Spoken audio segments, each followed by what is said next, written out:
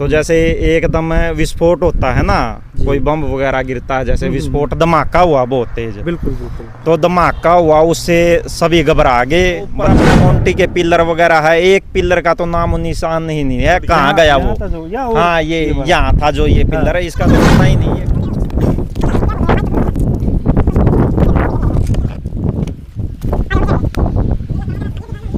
जैसे गोली के निशान होते हैं ना, वैसे छल नहीं कर दे, ऐसे हो रही है जैसे। दर्शकों नमस्कार। मौसम विभाग का आपने सुना होगा, पहले 2 दिन पहले अलर्ट जारी किया था मौसम विभाग को लेकर के, बारिश है, कहीं कहीं बूंदाबांदी है, इस प्रकार का अलर्ट जारी लगातार फ़ोन में मैसेज भी आने लग रहे थे। लेकिन ये नहीं पता था कि वो अलर्ट किसी परिवार के ऊपर जोखिम बन जाएगा।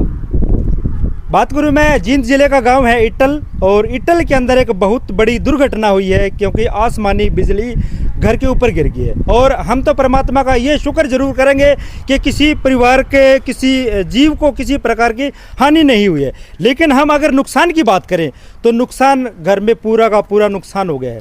बिजली के जितने भी उपकरण थे वो सभी के सभी जल गए हैं। और एक बार कैमरामैन साथी से कहूँगा कि ऊपर घर के ऊपर आप देख सकते हैं किस प्रकार वो बिजली गिरी और कैसे तहस नहस कर दिया एकदम से, क्योंकि आसमानी बिजली है, वो प्राकृतिक ये आपदा है। आसमानी जब बिजली गिरती है, हमने तो कहीं आज तक गिरती हुई नहीं देखी, सुनी सुनाई ज़रूर है। और वो आज भी सुनी सुनाई या देखने के लिए, दिखाने के लिए आपको हम यहाँ पर पहुँचे हैं इटल में।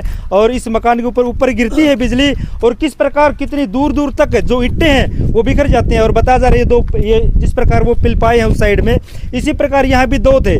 और अभी ये भी बिल्कुल गिरने की कगार पे है, क्या पता किस टाइम गिर सकता है। तो वो भाई यहाँ पर मौजूद है, और आपको बताना चाहूँ वो दृश्य वही बता सकते हैं जिन्होंने, जो उस टाइम यहाँ पर मौजूद थे। कितनी तेज उसकी आवाज़ होती होगी, शायद अगर कोई कमज़ोर हो तो कानों के पर्दे भी फट सकते हैं, इतनी तेज़ आवाज़ होती है। और पता नहीं आसपास कितने गांव तक उसकी जो आवाज़ वो गई होगी।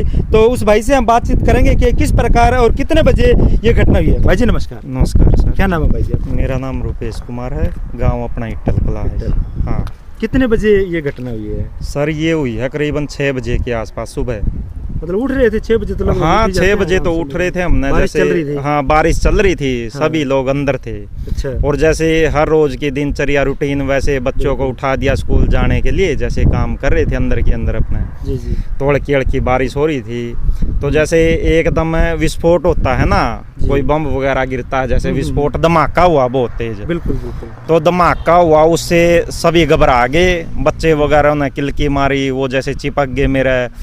तो मैंने भी बाहर थोड़ा शीशे में से देखा, बाहर जैसे आग के गोले से, अंगारे से नीचे गिर रहे थे ऊपर से, जैसे अनार वगैरह कोई आतिशबाजी में चलते हैं ऐसे।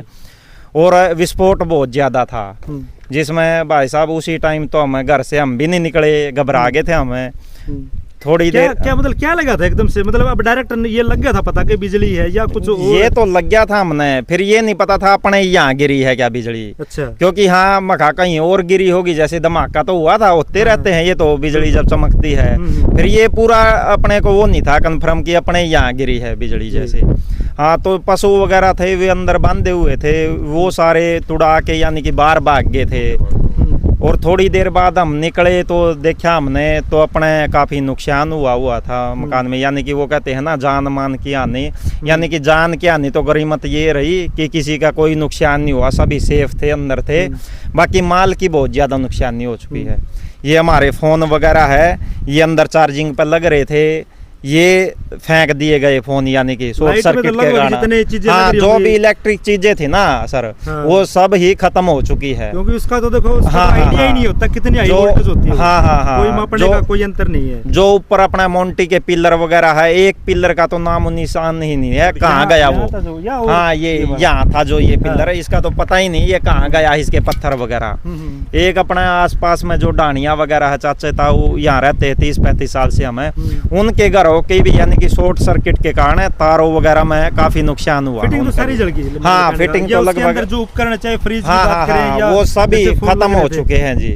और अपने ट्यूबवेल का है, जैसे मीटर वगैरह है, मोटर वगैरह, वो सारी खत्म हो चुकी है, यानी कि इलेक्ट्रिक जो भी चीजें है ना लगभग सभी खत्म है। वो बिस्तरे वगैरह है, उन्होंने जैसे शॉर्ट सर्किट के कारण आग लग गई बिस्तरों के अंदर। तो वही है जी, नुकसान बहुत ज्यादा हो चुका है हमारा। आप बाहर कितनी देर बाद निकले घर से? बाहर हम जब माहौल सा थोड़ा वो हो गया ना जी, थोड़ा रुक गया मौसम वगैरह, बिजली कड़कनी रुक गई, उस टाइम हमने बाहर आके देखा था ये। बिस्तर वगैरह भी बता रहे हैं जल गए? हाँ, बिस्तर वगैरह भी सारे शॉर्ट सर्किट के कारण चिंगारी वगैरह लगी उन्होंने, वो भी जल गए बिस्तर वगैरह भी। तो कोई सरकार का नुमाइंदा या कोई प्रशासनिक अधिकारी कोई पहुंचा यहाँ पर? सरकार का नुमाइंदा वही है जी, अपने ये डॉक्टर साहब, ये हाँ मिड्डा जी, इनके लड़के आए थे, उन्होंने जायजा लिया है। तो हमारी तो बस वही है सरकार से अपने तो प्रशासनिक, चलो वो तो राजनीतिक है, हाँ, वो तो हाँ, मंत्री के बेटे हैं, नहीं और कोई नहीं आया प्रशासनिक जी, अधिकारी नहीं, भाई, और इतनी बड़ी जब दुर्घटना हुई है नहीं, मकान और के कोई नहीं आया अभी तक। अच्छा। हम्म। ये सब देखो, ये सब लेंटर की छत देखो। दर्शकों नुकसान बहुत ज्यादा है। टंकी ये मतलब पानी था इसके अंदर वगैरह देखो जी, हाँ पानी था इसके अंदर, छलनी होगी ये बिल्कुल देखो। अच्छा, अच्छा। जैसे गोली के निशान होते हैं ना, वैसे छलनी कर दिया, ये तो ऐसे हो रही है जैसे कभी से कबाड़ पड़ी थी। हाँ हाँ, ये तो बिल्कुल छलनी होगी जी। लेंटर देखो ना, लेंटर। ये ईंटें देखो जी, दूर तक उस छत तक जा रही है जी, काफी यहाँ इस छत की ईंटें उस छत पे जा रही हैं? काफी दूर दूर तक जा रही है। नीचे जा रही है। तो दर्शकों आप देख सकते हैं ये मंजर, शायद आपने सुना जरूर होगा। भाई साइड हो जा, देखिए दीवार भी ऊपर से हो रही है, दरारें बहुत ज़्यादा हो रही है छत में, और छत भी फट गई है। तो सरकार से क्या आप कहना चाहेंगे? सरकार से तो भाई साहब क्योंकि ये देखो आज इंसान अपने जीवन में अपना मकान एक ही बार बनाता है, उसके बाद उसके बच्चे ही बनाएंगे, कभी हाँ, बनाएंगे, हाँ, क्योंकि बड़ा मुश्किल से जोड़ जोड़ के एक बार हाँ जी, अपना हाँ घर जी, बनाता है। हाँ जी। अगर इस प्रकार से, अभी तो इस पर पेंट पुंट भी नहीं करा रखा, नया ही बनाया नहीं था। जी भाई साहब, कितना समय अभी हो गया? नया ही बस 1.5-2 साल हुए हाँ। हैं, अभी बस ताजा ही मकान बनाया है मजदूरी ये। कर करके बनाया। जी। हाँ, और बस हम वही। भी सरकार से अनुरोध जरूर करेंगे कि ये प्राकृतिक आपदा होती है, देखो हम इसमें किसको दोष दे सकते हैं, किसके ऊपर क्लेम डालें? तो ये प्राकृतिक आपदा है। सरकार से यहाँ के जो मिड्डा जी हैं, मंत्री हैं जींद के, तो उनसे भी हम अनुरोध करेंगे, हरियाणा सरकार से भी अनुरोध करेंगे कि क्योंकि आप हमेशा जब प्राकृतिक आपदा जहाँ भी होती है, हमेशा आप उनको क्या मुआवजा राशि जो देते हैं यहाँ पे, तो इस परिवार को भी जरूर से जरूर जो है, जो नुकसान की भरपाई है, मुआवजा राशि जरूर दें। और क्या कहना चाहेंगे आप? बस भाई साहब हमारी तो हाथ जोड़ के यही प्रार्थना अपनी हरियाणा सरकार से, अपने सैनी साहब से और पीएम मोदी, नरेंद्र मोदी जी से, कि जितनी भी सहायता हो उसके हमें अनुदान राशि अवश्य प्रदान करें, जिससे हम अपना ये ठीक ठाक कर सके सिस्टम। अंकल जी नमस्कार। नमस्कार। आप कब आए हो यहाँ? मैं आज सुबह मेरे को पता लग गया, हाँ। मैं गाँव गोडिया जी, माँ से नाड़ों के पास गाँव है मेरा जी। यहाँ मेरी सिस्टर है, तो वहाँ हम तो काफ़ी बड़ी दुख की बात ये रही कि बच्चों ने बहुत ही मेहनत करके ये मकान बनाया था 2 साल पहले, 1.5 साल पहले, तो सारा नष्ट हो चुका है।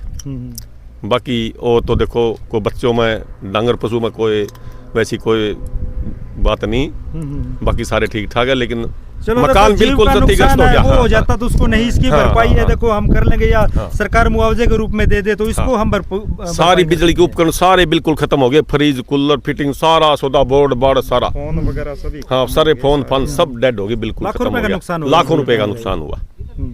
तो मैं अनुरोध करूंगा नायब सरकार से, बहुत अच्छे हमारे मुख्यमंत्री जी हैं, मैं उनसे रिक्वेस्ट करूंगा कि इस परिवार को सहायता जरूर करें।